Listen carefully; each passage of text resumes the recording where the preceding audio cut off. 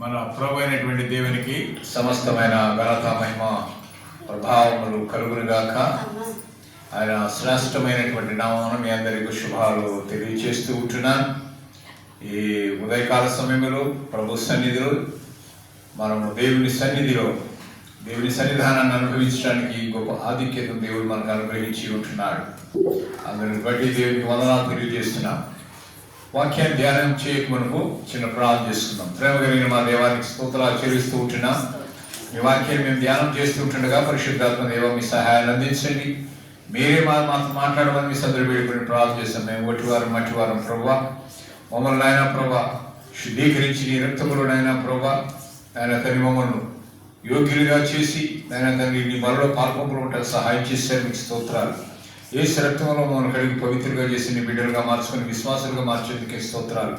మరి విశ్వాసులుగా నీ సన్నిధానం కూర్చొని ఈ వాక్యాన్ని వింటానికి మీరు మాకు అనుగ్రహించండి. కృపను బట్టి వందనం స్తోత్రం చేస్తూ యేసు నామమున ప్రార్థించి వేడుకుంటున్నాము తండ్రి, ఆమేన్. మన ప్రభువైనటువంటి దేవునికి సమస్తమైన ఘనత మహిమ ప్రభావం కలుగునుగాక. మరొకసారి మీ అందరికీ ప్రభు యేసుక్రీస్తు నామమున శుభాలు తెలియజేస్తూ ఉంటున్నాను. మీ అందరి కోసం మేము మానకుండా ప్రతిరోజు కూడా ప్రార్థన చేస్తున్నాం. మీరు కూడా మా కోసం ప్రార్థన చేస్తున్నారని మేము విశ్వసిస్తూ ఉంటున్నాం. ప్రేమైన దేవుని బిడ్డలారా, మనమందరము కూడా దేవుని యొక్క రక్తములో కడగబడినటువంటి బిడ్డలం. దేవుని బిడ్డలుగా తీర్చబడ్డాం. దేవుని యొక్క విశ్వాసం ఉంచుతూ ఉంటున్నాం. విశ్వాసం ఉంచుతున్నాం కనుకనే మనల్ని ఏమని పిలుస్తారు అని అంటే విశ్వాసులు అని పిలుస్తారు. మరి విశ్వసించినటువంటి వారిని ఏమంటాం మనం? అవిశ్వాసులు అంటాం. అవునా కదా? అంటే సమాజంలో, క్రైస్తవ సమాజంలో కానీ ప్రపంచం అంతట్లో కూడా మనం చూసినట్లయితే రెండు భాగాలు విభజించబడి ఉంటుంది. ఒకటి విశ్వాసులు, రెండోది అవిశ్వాసులు. ఇప్పుడు మనం అందరం కూడా దేవుడు కోరుకునేది ఏంటంటే విశ్వాసులుగా ఉండాలి అని. అంటే విశ్వాసం అంటే ఏంటి? నమ్మకం. అంటే ఎవరి మీద నమ్మకం ఉండాలా? మనుషుల మీద కాదు. ఎవరి మీద నమ్మకం ఉండాలా? దేవుని మీద నమ్మకం ఉండాలా. కనుక దేవుని మీద నమ్మకం ఉండేటువంటి వారిని మనం ఏమంటామంటే విశ్వాసం. డాక్టర్ దగ్గరికి వెళ్ళినప్పుడు, ఆయన దగ్గరికి వెళ్ళినప్పుడు ఏ ఉద్దేశంతో వెళ్తాం? ఆయన మనల్ని స్వస్థపరుస్తాడు, లేకపోతే ఆయన ఇచ్చే మందుల వలన మనకు ఆరోగ్యం దొరుకుతుంది అనేటువంటి విశ్వాసంతోనే వెళ్తాం. అంటే ఆ నమ్మకంతోనే వెళ్తాం. అలాగనే దేవుని దగ్గరికి వచ్చేటువంటి వాడు దేవుడు ఉన్నాడనియో దానికి ప్రతిఫలం దయచేయవాడనియో నమ్మవలను. కనుక నమ్మినాము కనుకనే మనం దేవుని సన్నిధిలో ఎక్కడైతే ఇద్దరు ముగ్గురు ఆయన నామమున చేరి వస్తారో అక్కడ ఆయన ఉంటాడని సెలవిచ్చిన ప్రకారం ఆయన మన మధ్యన ఉన్నాడని మనం నమ్ముతున్నాం. కనుక మనం విశ్వాసులం. అయితే విశ్వాసులు అయినంత మాత్రము చేత మనకు శోధనలు, బాధలు, రోగములు, సమస్యలు, ఇరుకులు, ఇబ్బందులు, అవమానాలు, అపనిందలు రావని కాదు. తప్పకుండా అవి వస్తాయి. కాకూడదంటే అవిశ్వాసులు కన్నా విశ్వాసులకు ఎక్కువ వస్తాయి. అది గుర్తించాలి. అవునా కదా? అంటే ఈ రోజు మనం ధ్యానం చేసే అంశం ఏంటంటే విశ్వాసి బాధలను అనుభవించడానికి కారణాలు. ఏ కారణం వల్ల విశ్వాసి బాధలు అనుభవిస్తాడు? విశ్వాసులు దేవునికి నమ్మకంగా ఉన్నంత మాత్రం చేత మన జీవితంలో సమస్యల నుండి కానీ, బాధల నుండి కానీ, శ్రమల నుండి కానీ విముక్తులు అవుతామనేటువంటి పూచి ఏమీ లేదు, గ్యారెంటీ ఏమీ లేదు. నిజానికి మనం వాటి కొరకై ఎదురు చూసేటువంటి వారంగా ఉండాలి. సమస్య వచ్చినప్పుడు దేవుని సన్నిధిలో వంగుతాం, సమస్య వచ్చినప్పుడే మోకరిస్తాం, సమస్య వచ్చినప్పుడే ప్రార్థన చేస్తాం. అంతే కదా? సమస్య లేకపోతే మనం ప్రార్థించేటువంటి వారుగా ఉండం. కనుక ప్రియమైన దేవుని బిడ్డలారా, యేసు ప్రభు వారు మనకు కొన్ని సమస్యలు రావడానికి కూడా అనుమతిస్తూ ఉంటారు. అంటే వివిధ కారణాలను బట్టి దేవుడు ప్రజలను బాధలను అనుభవించడానికి మనకు అనుమతిస్తారు. మరి బాధ అనుభవించినటువంటి వారిని కొంతమందిని మన బైబిల్ గ్రంథంలో చూస్తాం. ఉదాహరణకి యోబు, దావీదు, ఇర్మియా, పౌలు, ఇలాగా బైబిల్ గ్రంథం చెప్పుకుంటూ పోతే చాలా మంది శ్రమలు అనుభవించినటువంటి వారు ఉన్నారు. మరి అంత గొప్ప ప్రవక్తలు, అంత గొప్ప దైవజనులు, అంత భక్తిపరులే వారు శ్రమలు అనుభవిస్తున్నప్పుడు మరి మనం ఏమాత్రం అంతకన్నా మనం అంత బాగా భక్తి కలిగినటువంటి వారం ఉన్నామా? ఏవరే ప్రార్థన చేస్తే ఆకాశం మూసివేసేంత శక్తి కలిగినటువంటి ప్రార్థన చేస్తున్నామా? అయినప్పటికీ కూడా విశ్వాసం కలిగి మనం ప్రార్థన చేస్తున్నాం. వారితో సమానం కాకపోయినా మనము విశ్వాసులుగా తీర్చబడి ప్రార్థన చేస్తున్నాం కనుక విశ్వాసులు బాధపడటానికి అనేకమైన కారణాలు ఉంటున్నాయి. ఆ కారణాలలో కొన్ని కారణాలు మీ ముందు పెట్టాలని నేను ఆశపడుతూ ఉంటున్నాను. మొదటిగా మరి ఆదాము అవలు చేసినటువంటి పాపమును బట్టి దాని పర్యవసానంగా విశ్వాసులు బాధలను అనుభవిస్తున్నారు. ఏంటి ఆ బాధ? మరణము అనేటువంటిది, శోధన అనేటువంటిది. అవునా కదా? అవ్వ శోధించబడింది, పాపములో పడ్డది. మరి మనము కూడా శోధించబడటానికి మరి అనేకమైనటువంటి ఆ పరిస్థితులు ఏర్పడుతూ ఉంటాయి. కనుక ఆ పరిస్థితుల నుంచి బయటపడటానికి మనకు ఎవరి సహాయం కావాలి? దేవుని సహాయము కావాలి. అయితే పాపము అనేది వారి ద్వారా లోకములో ప్రవేశించింది. దాని ద్వారా మనకు ఏం సంభవిస్తుంది? వేదన, విచారణ, సంఘర్షణ, మరణం మొదలైనవి కూడా లోకంలోకి చొచ్చుకొని వచ్చాయి. అందుకోసమని బైబిల్ గ్రంథంలో ఒక మాట అంటున్నాడు. రోమీయులకు రాసిన పత్రిక 5వ అధ్యాయం 12వ వచనంలో ఏమంటున్నాడంటే, ఒక మనుషుని ద్వారా పాపము ద్వారా మరణమును లోకములో ఎలాగో ప్రవేశించెనో అలాగుననే మనుషులందరూ పాపము చేసినందున మరణం ఎంతమంది కంట? అందరికీ సంప్రాప్తమైనని స్పష్టంగా దేవుని వాక్యం ఇక్కడ చెప్పబడుతూ ఉంటూ ఉన్నది. ప్రేమ దేవుని బిడ్డలారా, నిజానికి సృష్టి యావత్తు కూడా పాప ప్రభావం కింద ఉండి అదేం చేస్తుందంట? మూలుగుతూ ఉందంట. మూలుగుతూ ఏం చేస్తుంది? నూతనమైన ఆకాశము కోసం, నూతనమైన భూమి కోసం ఎదురు చూస్తూ ఉన్నదని దేవుని వాక్యము సెలవిస్తూ ఉంటుంది. కనుక ప్రేమైన దేవుని బిడ్డలారా, ఎల్లప్పుడూ కూడా శోధన జయించడానికి మనం ఏం చేయాలా? దేవుని కృప మీద, దేవుని శక్తి మీద మనము ఆధారపడటమే మన యొక్క ప్రతిస్పందన అయి ఉండాలి. అది నంబర్ 1. నంబర్ 2 ఏంటంటే, అవిశ్వాసులు ఏ కారణాల వల్ల బాధలు అనుభవిస్తున్నారు, కొంతమంది అదే కారణాల వల్ల కూడా బాధలు అనుభవిస్తారు. మీకు అర్థమైందా? అవిశ్వాసులు ఏ కారణాల వల్ల శ్రమలు అనుభవిస్తారో అదే కారణాల వల్ల కొంతమంది విశ్వాసులు కూడా అనుభవిస్తారు. అంటే వీళ్ళు అందులో ఉండి ఇందులో లేకుండా సగం ఉండేదాని వల్ల ఒక రకంగా విశ్వాసంగా, ఒక రకంగా అవిశ్వాసంగా ప్రవర్తించేదాని వల్ల మనకి ఏమొస్తున్నాయి? శ్రమలు అనేవి వస్తున్నాయి. ఒక మాట మాత్రం దేవుడు జ్ఞాపకం చేస్తుంటే ఏంటంటే, వెక్కిరించబడడు దేవుడు. దేవుడు వెక్కిరించబడతాడా? లేదు. చూడండి, గలతీయులకు రాసిన పత్రిక 6వ అధ్యాయము 7వ వచనం. గలతీయులకు రాసిన పత్రిక 6వ అధ్యాయము 7వ వచనం. మోసపోకుడి, దేవుడు వెక్కిరింపబడడు. మనిషి దేన్ని విత్తుతాడో ఆ పంటనే కోస్తాడు. నువ్వు గోధుమ విత్తితే జొన్నను కోస్తావా? జొన్నను విత్తితే పత్తిని కోస్తావా? లేదు కదా. మనం ఏది విత్తితే అదే కోస్తాము అనేటువంటి సూత్రము అవిశ్వాసులకైనా విశ్వాసులకైనా వర్తిస్తుంది.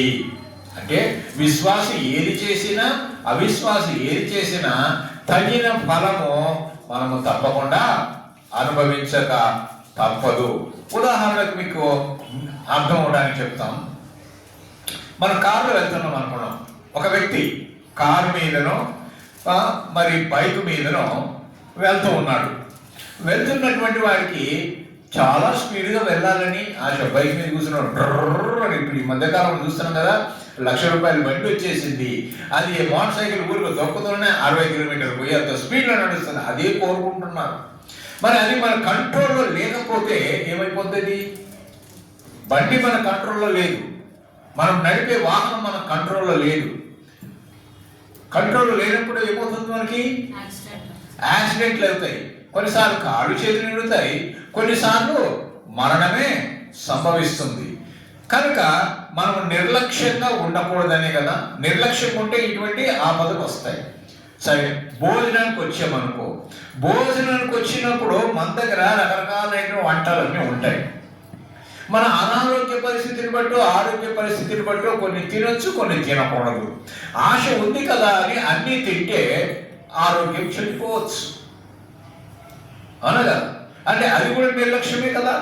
తింటే ఏమవుతుందిలే, ఈ ఒక్కసారికి ఏమవుతుందిలే అని తినే దాని వల్ల మనకు ఆరోగ్యం కూడా క్షీణించవచ్చు. కాబట్టి మనం చేస్తే ఏమవుతుంది, చెయ్యకపోతే ఏమవుతుందిలే, ఒక్కసారే కదా అన్నట్టుగా మనం పాపములో పడిపోయి పాపం చేసినటువంటి వారమైతే పాపానికి తగినటువంటి శిక్ష అనుభవించక తప్పదు. కనుక మనం క్రమశిక్షణ కలిగి ఉండాలి. జీవితంలో క్రమశిక్షణ ఉండాలి, కుటుంబంలో క్రమశిక్షణ ఉండాలి, వ్యక్తిగతం కూడా మనం క్రమశిక్షణ ఉండాలి. క్రమశిక్షణ లేకపోతే మనం సరైన పంథాలో మనం నడవలేము. దేవునికి ఇష్టమైనటువంటి విధంగా మనము జీవించలేము. కనుక ప్రియమైన దేవుని బిడ్డలారా, నీతిను సమాధానకరమైనటువంటి ఫలమును మనం పొందాలి అని అంటే మనలో ఏముండాలి, క్రమశిక్షణ అనేది ఉండాలి. క్రమశిక్షణ అంటే ఏంటి? టైంకు రావటం, టైంకు పని చేసుకోవటం, టైంకు నిద్రపోవటం, టైంకు తినటం, అన్నీ కూడా టైం మెయింటెనెన్స్ కదా. మన ఉద్యోగానికి పోతే టైం మెయింటైన్ చేస్తాం కదా, అవునా కదా. అలాగే మనం ట్రైన్ పోవాలనుకుంటే టైం మెయింటైన్ చేసి వెళ్తాం, బస్సు ఎక్కాలంటే టైం మెయింటైన్ చేసి వెళ్తాం, స్కూల్ కాలేజీకి వెళ్ళాలంటే టైం మెయింటైన్ చేసి వెళ్తాం. ఆ టైం సరిగ్గా వెళ్ళకపోతే మన లోపల ఎంట్రీ లేదు. కనుక టైం అనేది చాలా ప్రాముఖ్యం. టైం మెయింటైన్ చేస్తాను అంటే క్రమశిక్షణ అనేది ఉంది. కనుక మన జీవితంలో క్రమశిక్షణ, క్రైస్తవుడిగా ఒక క్రమశిక్షణ కలిగిన క్రైస్తవుడిగా ఉండాలి. ఒక విశ్వాసిగా ఉన్నటువంటి వాడు క్రమశిక్షణ అనేది ఉండాలి. ప్రియమైన దేవుని బిడ్డలారా, క్రమశిక్షణలో ఉండటం కోసమని దేవుడు మనల్ని కొన్ని శ్రమలు అనుమతించి ఆ శ్రమల ద్వారా మనల్ని వాడుకుంటాడు. అది మాత్రం మనం మర్చిపోకూడదు. దేవుని యొక్క భద్రత కలిగినటువంటి హస్తాల కింద మనం ఉండాలి అని మనము ఎల్లప్పుడూ కోరుకునే వారుగా ఉండాలి. మూడవదిగా ఏంటంటే, విశ్వాసులు పాప భూయిష్టమైనటువంటి లోకములో జీవిస్తున్నారు కాబట్టి వారు ఆంతరంగికంగా మానసికంగా కూడా మరి ఆత్మీయంగా కూడా వేదన పడేటువంటి అవకాశాలు ఉన్నాయి. ఎందుకంటే మన చుట్టూ జరుగుతున్నటువంటి ఆ విషయాలను చూసి, ఆ సంభవాలను చూసి మన హృదయం ఏమనుకుంటాం, ఏమి లోకం ఇది, ఇలా చెడిపోతా ఉంది, ఇలా మారిపోతా ఉంది, వీళ్ళు ఎప్పుడు బాగుపడతారా బాబు, ఎప్పుడు మారు మనసు పొందుతారు, వీళ్ళందరూ ఎప్పుడు పరలోక రాజ్యంలో వెళ్తారు, ఈ విధంగా పాడైపోతున్నారని ఆ పరిస్థితులను చూసి మనం ఏమైపోతాం, నిరుత్సాహము, నిస్పృహ అనేది మనలో కూడా గురవుతూ ఉంటుంది. కనుక పాపపు శక్తి పైన మనము విజయం సాధించాలి అంటే విశ్వాసముతో దేవుని ఎదుట ఏం చేసేవారు కదా, పాపము నుంచి విడిపించమని, పాపము నుంచి కాపాడమని, మనల్ని ఆయన హస్తముల కింద భద్రపరచమని ప్రార్థించేవారుగా ఉండాలి. అలాంటప్పుడే శోధన జయించగలరు. దేవుని వాక్యం ఏం సెలవిస్తుంది, శోధన జయించేవాడు ధన్యుడు కదా. మనం శోధన జయిస్తున్నామా? ప్రతి వ్యక్తికి కూడా శోధన వస్తుంది. ఏ విషయంలో అయినా రావచ్చు, ఇంట్లోనే పుట్టవచ్చు, బయట రావచ్చు, ఏ విధమైన కానీ శోధనలు వచ్చే అవకాశాలు ఉంటాయి. కనుక ఈ శోధనలు జయించాలి అంటే మనం ఏం చేయాలి, దేవుని సన్నిధిలో మనము రక్షింపబడినట్లుగా శోధన నుంచి ఆయన ఎప్పుడు ఆనుకున్నటువంటి వారుగా, ఆయన మీద ఆధారపడేటువంటి వారుగా మనం ఉండాలని జ్ఞాపకం చేస్తున్నాం. నాలుగవది ఏంటంటే, విశ్వాసులు అపవాది చేతిలో శ్రమలు పొందుతారు. విశ్వాసులు, అపవాది అంటే సాతాను కదా, మనకు తెలుసు కదా, సాతాను చేతిలో మరి శ్రమలు పొందే అవకాశం ఉంది. దేవుని స్వరూపం ఉన్నటువంటి యేసుక్రీస్తు వారి యొక్క సువార్త ప్రకాశమానము ప్రకాశింపకుండునట్లుగా ఈ యుగ సంబంధమైనటువంటి దేవత అన్యజనులైనటువంటి వారి మీద అందరి మీద కూడా ఏం చేస్తా ఉంది, వారి యొక్క మనోనేత్రాలని గుడ్డితనము కలుగజేస్తుంది. గుడ్డితనము వలన ఏది గుర్తించలేదు. గుడ్డోడు ఏమైనా గుర్తిస్తాడా? గుర్తించలేడు కదా.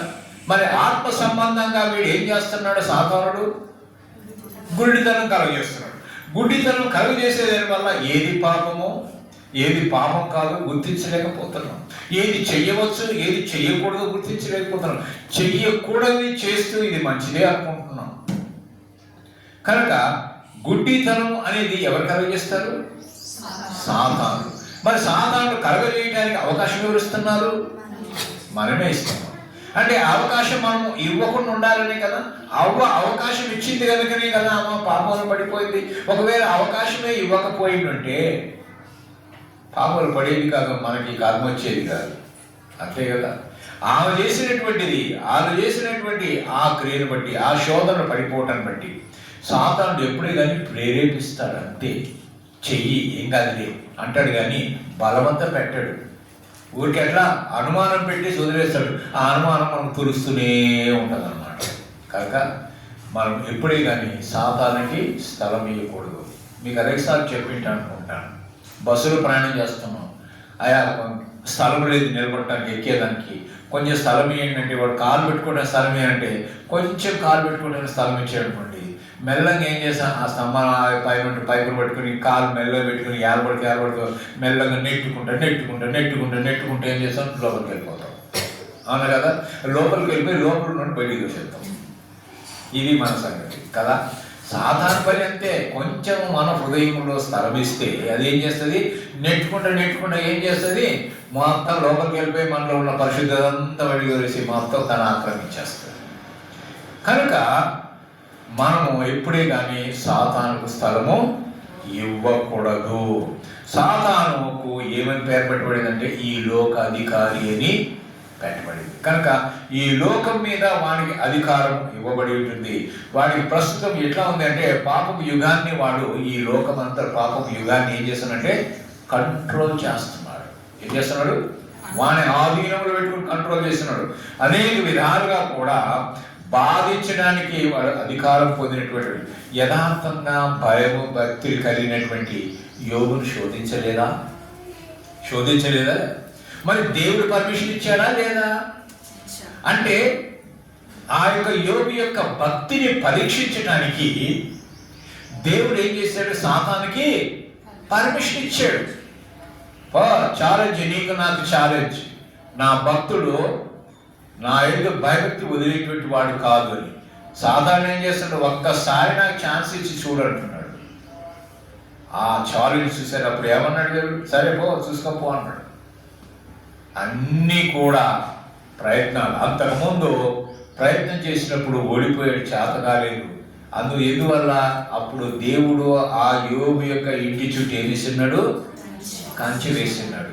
ఎప్పుడైతే ఈడు పోయి మళ్ళీ దేవుని దగ్గర నాకు ఒక అవకాశం ఇయ్యి, నేను పరీక్ష చేసి చూపిస్తా చూడు, నీ ఎదుటనే నేను దూషించిపోతాడు అని చెప్పేసి అంటే దేవుడు ఒకే కంచెని తీసిపడేశాడు. ఇప్పుడు వాడికి విజృంభించాడు. ఇప్పుడు విజృంభించిన తర్వాత శోధనలు వచ్చినాయా లేవా? ఎలా శోధనలు వచ్చాయి?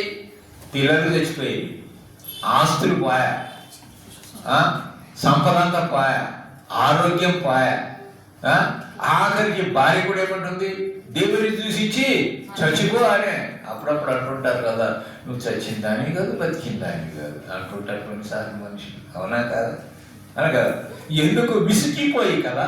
కానీ ఆయన యోబు భార్య విసిగిపోయి ఆ మాట అంటుంది. కానీ యోబు విసిగిపోయాడా? విసిగిపోలేదు. యోబు విసిగిపోకుండా ఏమన్నాడు? యెహోవా ఇచ్చెను, యెహోవా తీసుకున్నాడు, ఆయనకే మహిమ అన్నాడు. అంటే నీ జీవితంలో నా జీవితంలో అలాంటి శోధనలు రావచ్చు. మనకి ఇప్పుడు వచ్చేటువంటి శోధనలు చాలా తేలికపాటిగా వస్తున్నాయి. కానీ అంత గొప్ప శోధనలు వస్తే మనం తట్టుకుంటామో లేదు. అందుకని దేవుని వాక్యం ఏం చెప్తుందో తెలుసా?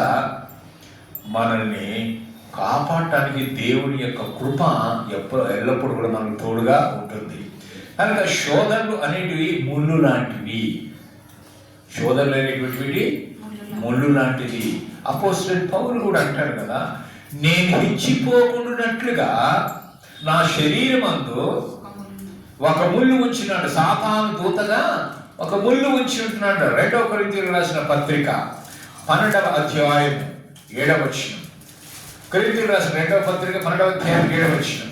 నాకు కలిగిన ప్రత్యక్షతలు బహు విశేషముగా ఉన్నందున నేను అత్యధికముగా హెచ్చింపకుడు నిమిత్తము నాకు శరీరం ఒక ముళ్ళు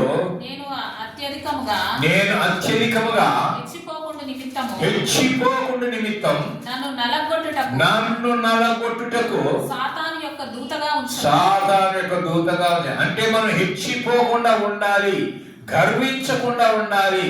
సాతాను గర్వించాడు కనుకనే వాడు దేవుని యొక్క స్థలములో నుంచి, ఆయన సన్నిధానం నుంచి తోయబడ్డాడు.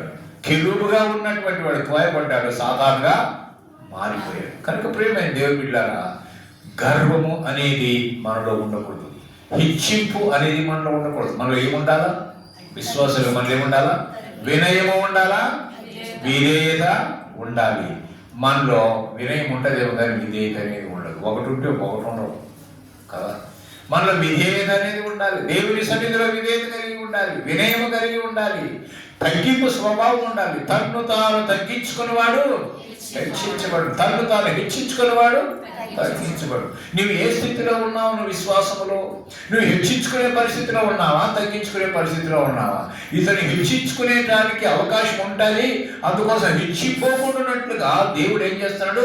అతని యొక్క శరీరములో ఏం పెట్టాడ? ముళ్ళును పెట్టాడు. ఆ ముళ్ళు ఊరుకుంటుందా? కుచ్చుకున్నది, మన శరీరంలో కుచ్చుకున్నది. మనం నడిచిపోతున్నాం రోడ్డు మీద, ఒక ముళ్ళు గుచ్చుకుంది. ఆ ముళ్ళు లోపల ఇరిగిపోయింది, పైకి తీసి పడేసి లోపల యానో అయితే ఇరకపోయింది. ఆ ఇరిగిపోయినంతసేపు ఏమవుతుంది? ఆ కారులో లోపల కుచ్చుకుంటూ నడుస్తుంటే కుచ్చుకున్నట్టు ఉంటుంది, కూర్చున్నా లేచినా నొప్పి సరుకుతూ ఉంటుంది కదా. ఇక నొప్పి భరించలేదు కదా. అలాగనే ఈ మనము అది ఉండే దాని వల్ల ఏమైపోతుంది? ఇక మనం బలహీనులుగా మారిపోతాం.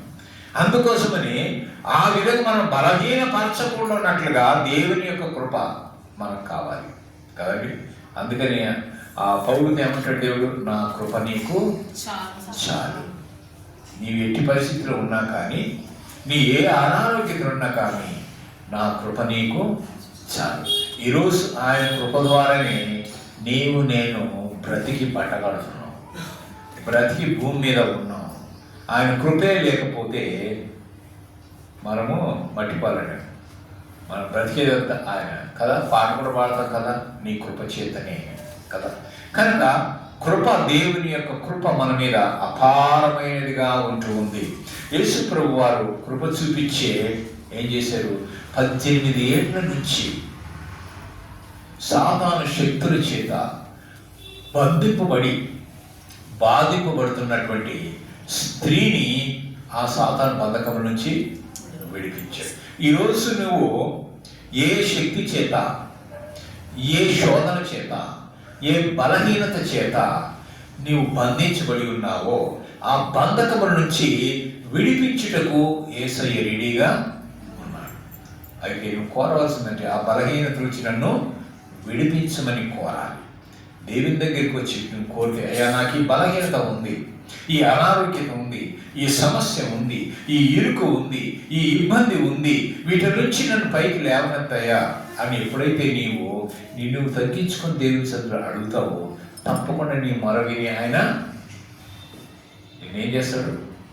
కాపాడుతాడు, విడిపిస్తాడు. కనుక శ్రమలు అనేటి తప్పకుండా వస్తాయి. ఎఫెసీయులకు రాసిన పత్రిక 6వ అధ్యాయం 12వ వచనంలో మనం చూసినట్లయితే, మనము పోరాడేది ఎవరితోనంట? శరీరులతో కాదు. ఎఫెసీయులకు రాసిన పత్రిక 6వ అధ్యాయం 12వ వచనం, ఎలాగనగా మనము పోరాడినది శరీరులతో కాదు గాని ప్రధానులతోనూ అధికారులతోనూ ప్రస్తుత అంధకార సంబంధులకు లోకనాథులతోనూ ఆకాశ మండలమందు దురాత్మల సమూహముతోనూ పోరాడుచున్నాము. చూసారా, మనం పోరాడేది సాతాను శక్తులతో, దురాత్మల శక్తులతో. అవన్నీ కూడా మన మీద దాడి చేస్తున్నాయి. ఎవరి మీద దాడి చేస్తాయండి? విశ్వాసుల మీద దాడి చేస్తాయి. అవిశ్వాసం మీద దాడి చేయాల్సిన అవసరం లేదు. ఎందుకు? వాళ్ళందరూ మావారే కదా, ఇక వారి మీద దాడి చేయాల్సిన అవసరం ఏముంది అనుకుంటాడు. ఎందుకు? ఆ సాతాను చెప్పినట్టు వీళ్ళు వింటుంటారు కదా. కానీ విశ్వాసులైతే విన్నారు కదా, నేను పాపానికి దూరంగా ఉంటాను, పాపాన్ని ద్వేషిస్తాను, నేను పరిశుద్ధతను ప్రేమిస్తాను, నేను దేవుడిని ప్రేమిస్తాను, నేను పరలోకం పోతాను, నేను నరకం పోను నేను అని చెప్పేసి వీళ్ళ ప్రత్యేకత చూపించుకుంటారు కదా. అందువల్ల వీడేం చేశాడు, వాళ్ళని కబ్జా చేసి వాళ్ళని కంట్రోల్ చేసి వాళ్ళ వైపు తిప్పుకోవాలని వాడు మన మీద దాడి చేస్తుంటాడు. సో ఆ దాడి నుంచి విడిపించబడాలి అంటే మనకు దేవుడు ఇచ్చేటువంటి సర్వాంగ కవచాన్ని మనం ఏం చేయాలా, ధరించాలి. సర్వాంగ కవచాన్ని మనం ధరిస్తే సాతానుడు వేసేటువంటి అగ్ని బాణములను ఆర్పివేయినట్లేమైపోతామో మనం శక్తివంతులు అవుతాం కదా.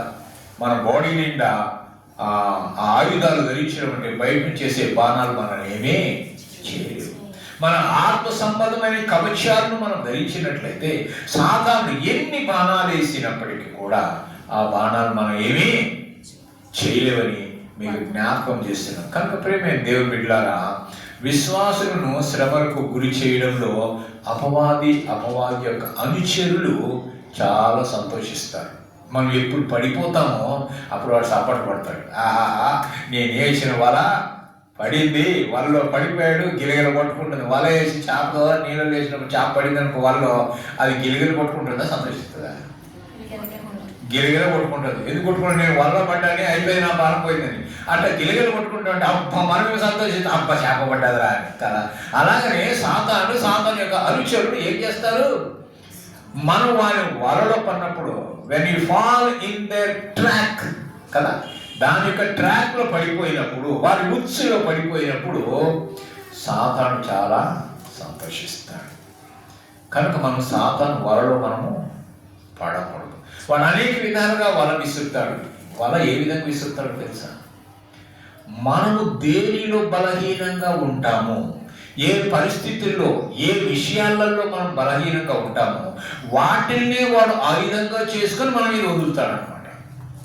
ఒకవేళ నీ చూపులు బలహీనంగా ఉన్నావేమో, నీ తలంపులు బలహీనంగా ఉన్నావేమో, ప్రార్థించే దాంట్లో బలహీనంగా ఉన్నావేమో, వాక్యం చదివే దాంట్లో బలహీనంగా ఉన్నావేమో, మందిరానికి వచ్చే దాంట్లో బలహీనంగా ఉన్నావో, పరిచయం చేసే దాంట్లో బలహీనంగా ఉన్నావేమో, నువ్వు దేంట్లో బలహీనంగా ఉన్నావో ఆ బలహీనమైనటువంటి దాన్ని గుర్తించి దానినే ఆయుధంగా వాడుకొని ఏం చేస్తాడు, మన మీద దాడి చేస్తాడు.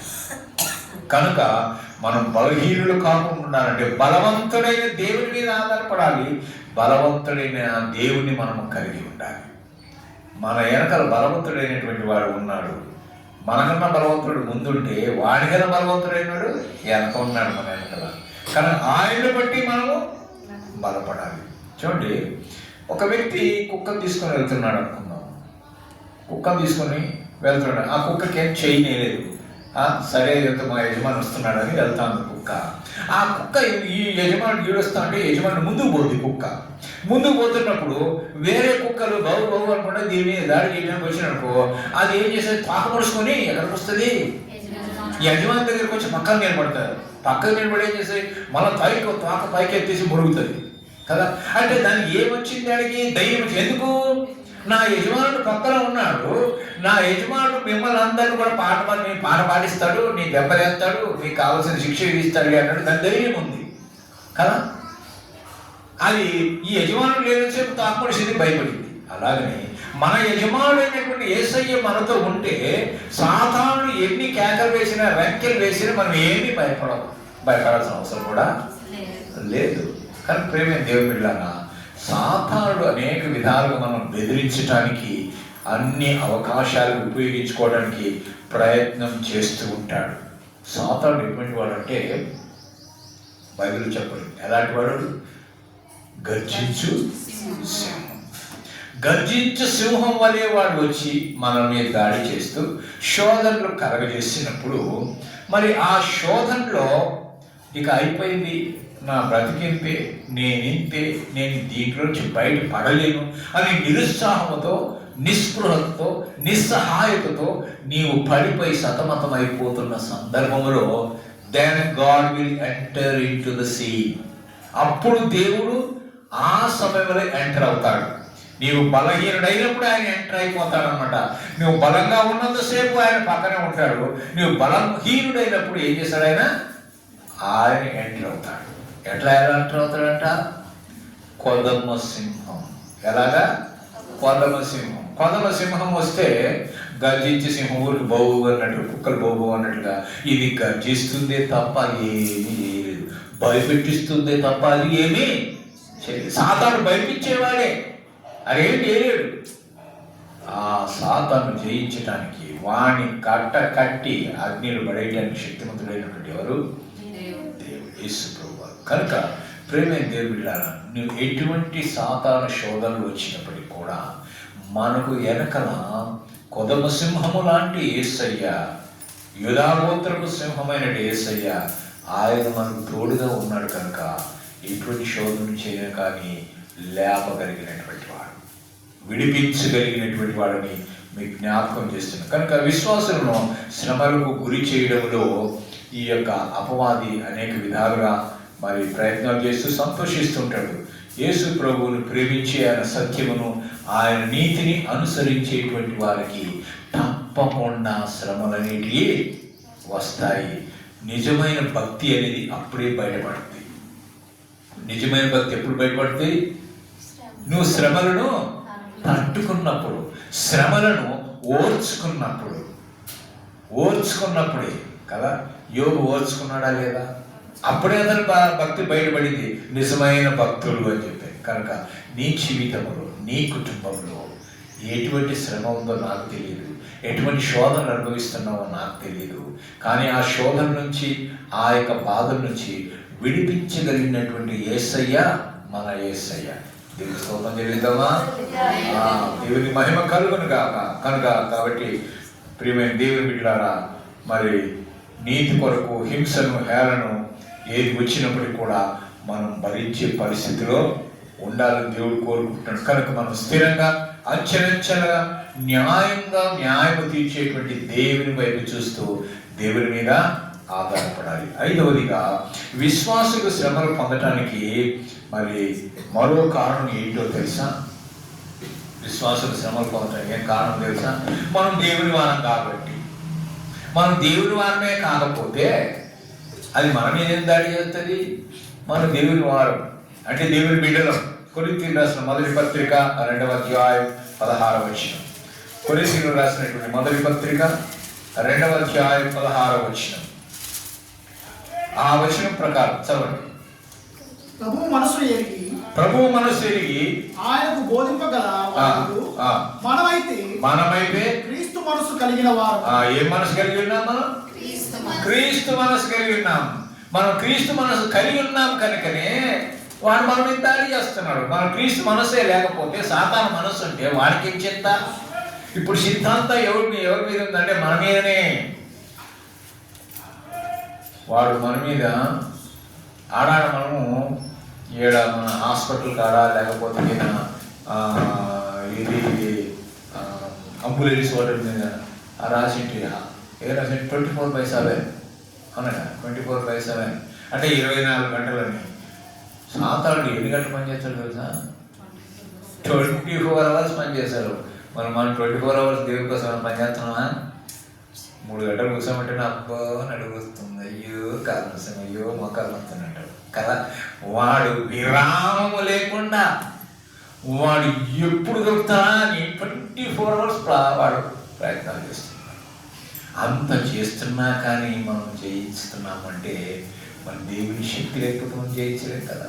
కానీ ప్రేమ దేవుడిలారా, మనం శక్తి కలిగిన వారమై ఉండాలి అని సాతాను మన కాళ్ళ కింద వేసి తొక్కించాలని దేవుని యొక్క ఇష్టం. ఆయన లోకమును సాతాను జయించాడు లేదా? జయించాడు. నేను కూడా లోకమును సాతాన్ని జయించాలని దేవుని యొక్క ఇష్టమై ఉంటుంది.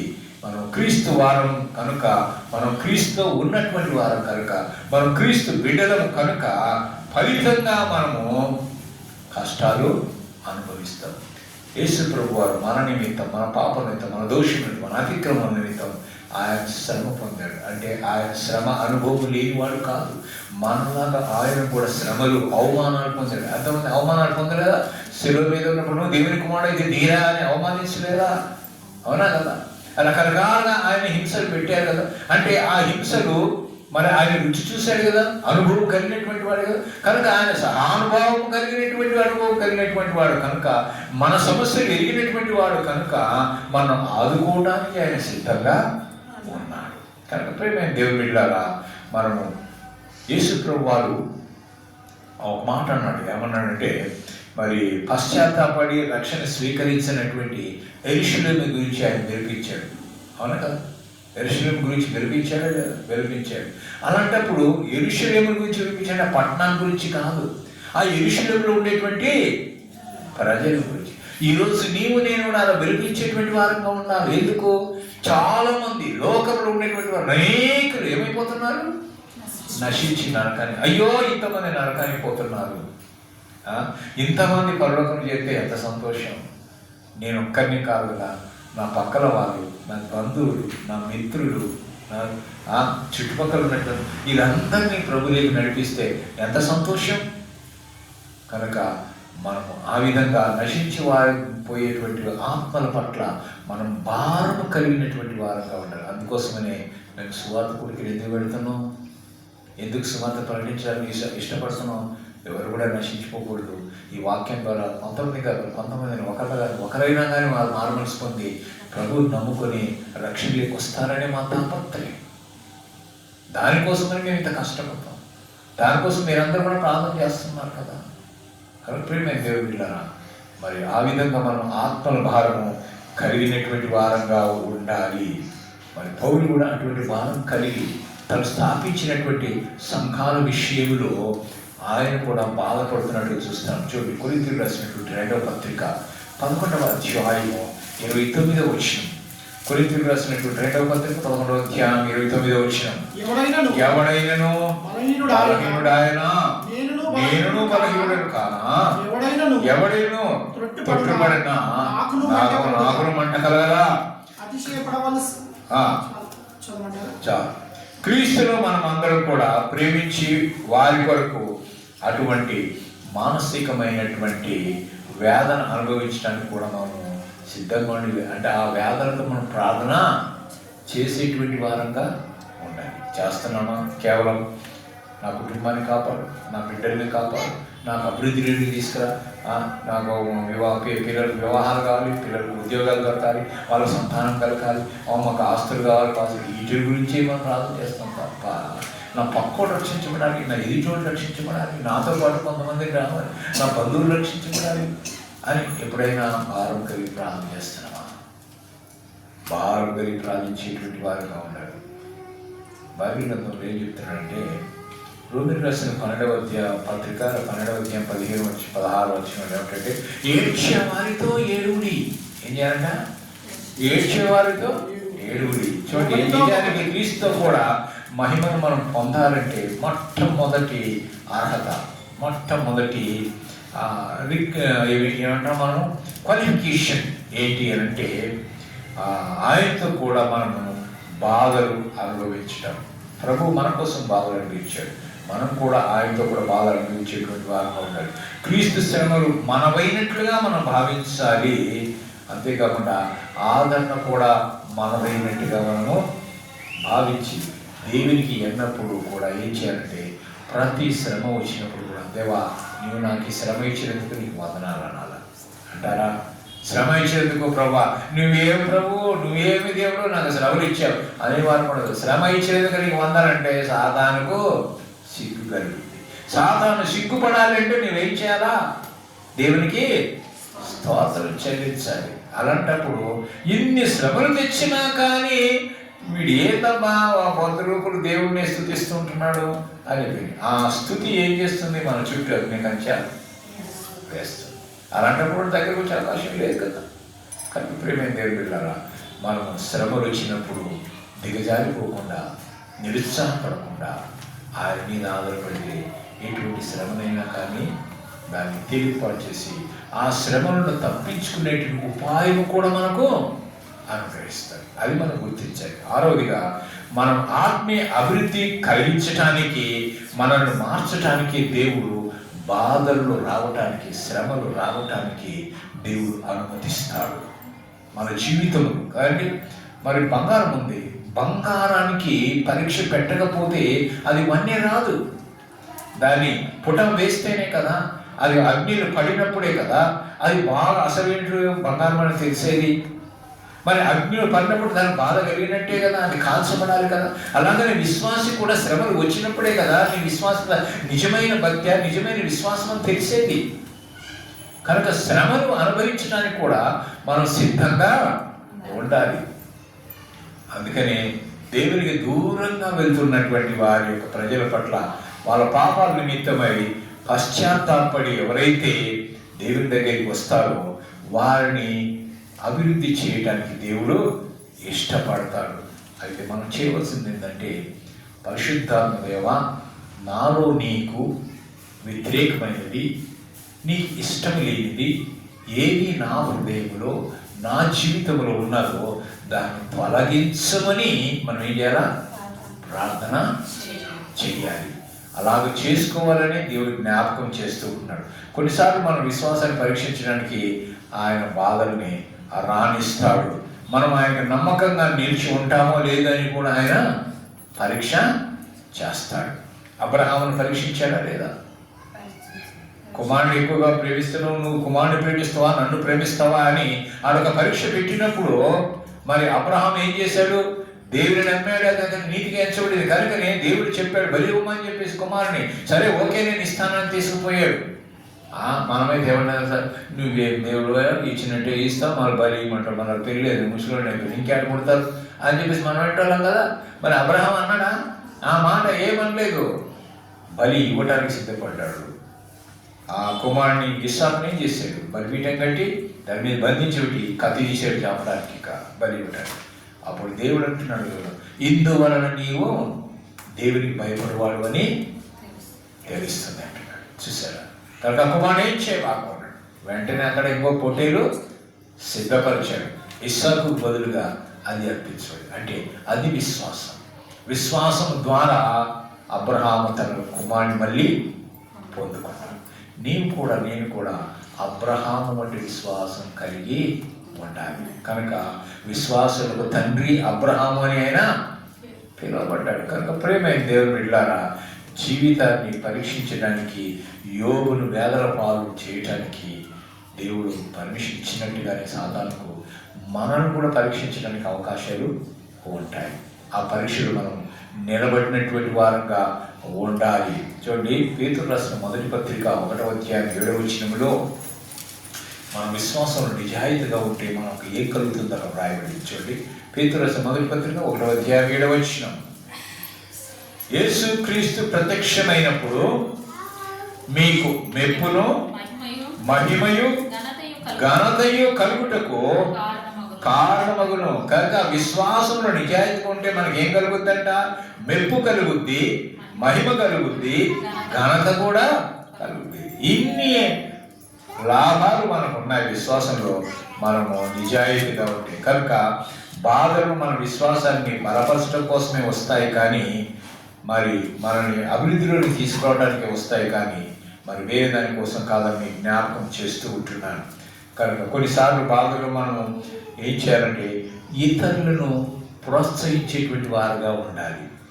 మనకు వచ్చినట్టు స్వానుభవాలను, అంటే మన జీవితంలో వ్యక్తిగతంగా నువ్వు ఏదైనా అనుభవించింటే, అనారోగ్యంగా కావచ్చు, లేకపోతే ఏదైనా ఆర్థిక పరిస్థితుల్లో కావచ్చు, ఇంకొక విషయంలో దేనైనా కానీ నీవు దాని గుండా నీవు పరీక్షించబడి వాటిని జయించి నువ్వు బయటకు వచ్చింటే, పక్కోడు బాధపడుతున్నావు అదే స్థితిలో బాధపడుతున్నప్పుడు నువ్వు వాడిని ఓదార్చడానికి కనపడుతుంది, నువ్వు ఆదరించడానికి.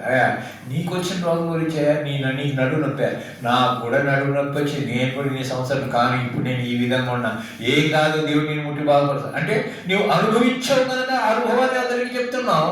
అంటే అతను నువ్వేం చేస్తున్నావు? ప్రోత్సహిస్తున్నావు, బలపరుస్తున్నావు. అలాగా విశ్వాసంలో ఎవరైతే పడిపోయినారో, విశ్వాసంలో నుంచి నువ్వు పడిపోయిన స్థితిని బయటకు వచ్చినట్టు నీవు పడిపోతున్న విశ్వాసాన్ని ఏం చేయగలుగుతావు? లేవనెత్తగలుగుతావు, బలపరచగలుగుతావు. కనుక ప్రోత్సహించేటువంటి వారుగా, ఓదార్చేటువంటి వారికి వీలుగా ఉంటుంది. కనుక దేవుడు మనపైకి వేదనను బాధలను పంపుతాడు. కనుక మనకు కలిగిన అనుభవాన్ని మనం ఏం చేయాలి? ఇతరుల విశ్వాసాన్ని బలపరచడానికి ఉపయోగించారు. చివరిగా మనం చూసినట్లయితే దేవుడు తన రాజ్య విస్తరణ కోసం, తన విమోచన ప్రణాళిక కోసము నీతిమంతులకు శ్రమలు కలుగజేస్తాడు. విమోచన ప్రణాళిక, దేవుని యొక్క ప్రణాళిక ఉంది. ఏంటి దేవుని ప్రణాళిక? నశించిపోతున్న వారి పట్ల ఆయన ప్రేమ కలిగి తన ప్రియకుమారుని పంపించి ఆయన శిలువ కార్యము ద్వారా, ఆయన పొందిన శ్రమల ద్వారా మనకు రక్షణ కలిగించాలనేటువంటి ఒక ప్రణాళిక దేవుడి. మన ఎడల ఆ ప్రణాళిక ఉందన్నమాట. మన పట్ల ప్రణాళిక ఏంటి? నా కుమారుని పంపిస్తే వాళ్ళ పాపాలు క్షమించబడతాయి, అప్పుడు తిరిగి వారు నా కుమారులుగా తీర్చబడతా పరలోక రాజ్యానికి వారసులు అవుతారు. కనుక ఆయన ఆ యొక్క రక్షణ ప్రణాళికను పూర్తిగా నెరవేర్చాడు. హింసను పొందినాడు, వేదనను పొందినాడు, మరణాన్ని కూడా ఆయన పొందినటువంటి దేవుడని మీకు జ్ఞాపకం చేస్తున్నాను. అయితే విశ్వాసులు బాధలతో దేవునికి కలిగిన సంబంధం ఏందని ఒకసారి ఆలోచన చేస్తే, మొట్టమొదటిగా మనం గుర్తుంచుకోవాల్సింది ఏంటంటే, దేవుడు మన బాధలను పట్టించుకుంటాడు. నువ్వు కష్టపడుతుంటే చూసి కళ్ళు మూసుకోడు. నువ్వు బాధపడుతుంటే కళ్ళు మూసుకునేవాడు కాదు.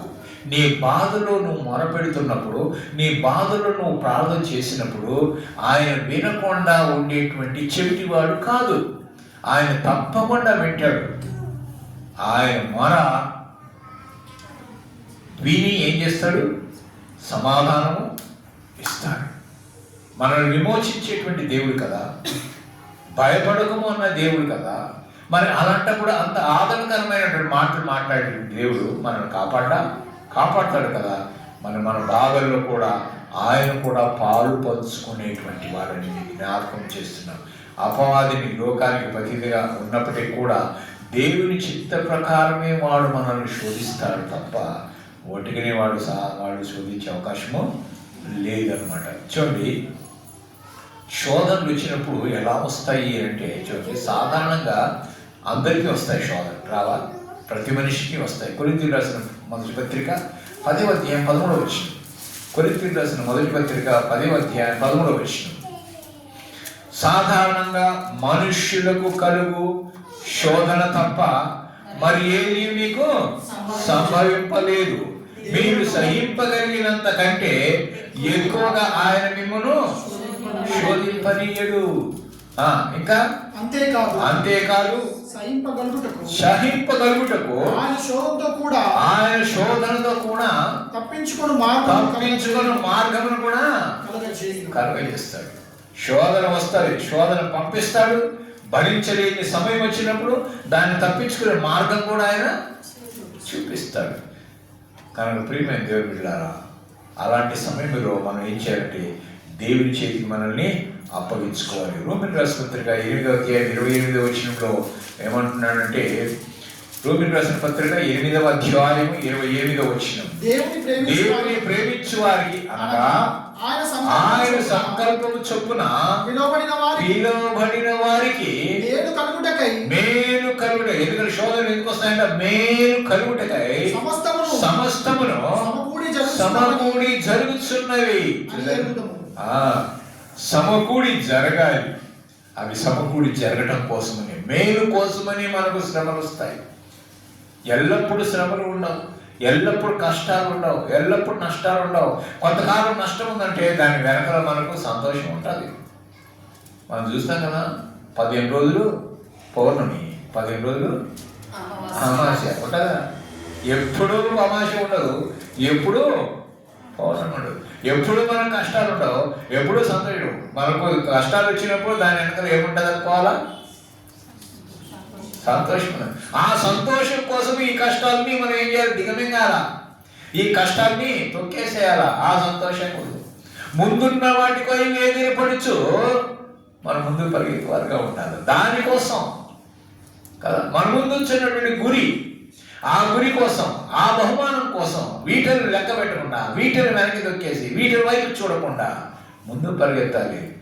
లోతు కుటుంబాన్ని మీరు వెనక్కి చూడకుండా పరిగెత్తమని అంటే అందరు పరిగెత్తున్నారు. లోతు వారు ఏం చేసింది? ఈరోజమ్మా వీళ్ళు చూసింది. ఏమైపోయింది? లాభపడిందా? నష్టపడిందా? నష్టపోయింది. ఏం నష్టపోయింది? డబ్బులా? ఆస్తే ఏమి అవి ఎట్టా పోయినాయి, ఆఖరికి ప్రాణమే పోగొట్టుకుంది కదా. అంటే ఎరుక వైపు తిరగొద్దు, ఎరుక వైపు చూడొద్దు, లోకాన్ని చూడొద్దు. నువ్వు ఎవరి వైపు చూడాలా? క్రీస్తు వైపు చూసి ముందుకు సాగేటువంటి వారుగా ఉన్నారు. పేతురు యేసు వైపు చూసినంతసేపు సముద్రం మీద నడవగలిగాడు. ఎప్పుడైతే పేతురు అటు ఇటు వైపు చూశాడో సముద్రంలో మునిగిపోయాడు. చూడండి, ఆ మునిగిపో అన్నాడా? ప్రభువా రక్షించు అని అంటున్నాగానే ఏం చేశాడు ఆయన? చెయ్యం తెచ్చాడు. అలాగనే శోధన అనేటువంటి ఈ యొక్క లోకములో, సముద్రం అనేటువంటి ఈ లోకములో, సముద్రం అనేటువంటి ఈ శోధనలో మనం మునిగిపోతూ ఉన్నప్పుడు ప్రభువును మొదలుపెట్టుకున్నప్పుడు, పేతురుని మొదలుపెట్టుకున్నప్పుడు పేతురు ఏ విధంగా చేయబెట్టి పైకి లేపాడు, అలాగ మన శోధన నుంచి దేవుడు ఏం చేస్తాడు? పైకి లేపుతాడు, లేపి నిలబెడతాడు. అంటే మళ్ళా దూరం దగ్గరికి వచ్చేటప్పుడు ఇద్దరు నడిచి వచ్చినట్టేగా. ఆయన కలుసుకోవటానికి కొంత నడిచాడు, మధ్యలో మునిగాడు, ప్రభు లేపాడు, తిరిగి దూరం దగ్గరికి ఏం చేశారు? ఇద్దరు కలిసి క్రీస్తుతో నడిచేటువంటి అనుభవం. హనోకు దేవునితో నడిచాడు. నీవు నేను కూడా ఎవరితో నడవాలి? దేవునితో నడవాలి. నడుస్తున్నామా? నడిచే అనుభవం కావాలి. నడుస్తున్నామంటే ఎవరు పక్కపక్కన నడుస్తారమ్మా? స్నేహితులు కదా. స్నేహితులు భుజాలు వేసుకుంటా నడుస్తారు. అంటే దేవుడిని మనం ఏం చేయాలా? ఇద్దరు భుజాలు సరుచుకుంటూ నడుచుకోవాలన్నమాట. అంటే అంత క్లోజ్ రిలేషన్షిప్ కదా, అంత సఖ్యత, అంత దగ్గరిత, అలాగే దేవునితో అనుబంధం ఉండాలి.